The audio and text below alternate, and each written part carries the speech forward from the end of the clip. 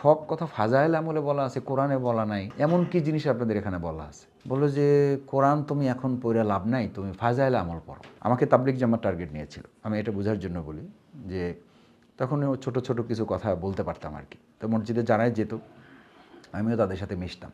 তো ওনারা আমাকে মোতাকাল্লিম বানাই দিত। মোতাকাল্লিম মানে হলো যে বক্তা থাকে আর কি, কথা বলে।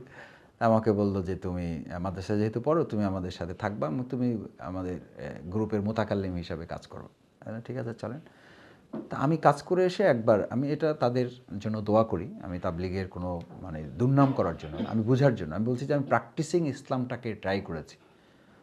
আমি কাজ সেরে ওনাদের মসজিদে এসে আমি কোরআন পড়া শুরু করলাম, মানে এক জায়গা থেকে কোরআন নিলাম। আমাকে একজন মুরব্বী এসে বলছে যে কী করছো বাবা? আমি ছোটো মানুষ, 7 বা 8 পড়ি তখন। আমি বললাম তো কোরআন পড়তেছি একটু, মাদ্রাসায় পড়ি তো, আমি কোরআন ভালো পড়তে পারি। বললো যে কোরআন তুমি এখন পড়ে লাভ নাই, তুমি ফাজাইল আমল পড়ো। তা আমি বললাম মুরব্বী আপনি এটা কেন বললেন?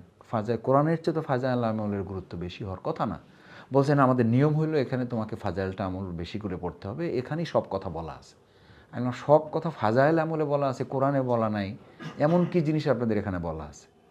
তো তার সাথে আমার একটু মনোজগতে এটা একটা বড় মানে সাইক্লোন তৈরি হলো যে এটা তো হইতে পারে না।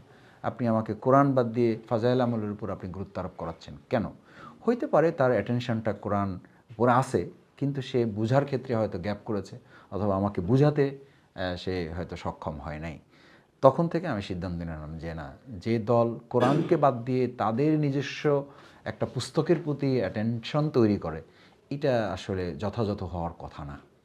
ওখান থেকে আমি ব্যাক করলাম। এরপরে এসে আবার নিজ দায়িত্বে বা শিবির ধরলাম যে আসলে আমার তো আর উপায় নেই, আমাকে ভালো থাকতে হবে, বাঁচতে হবে, আমাকে শিবির করতে হবে।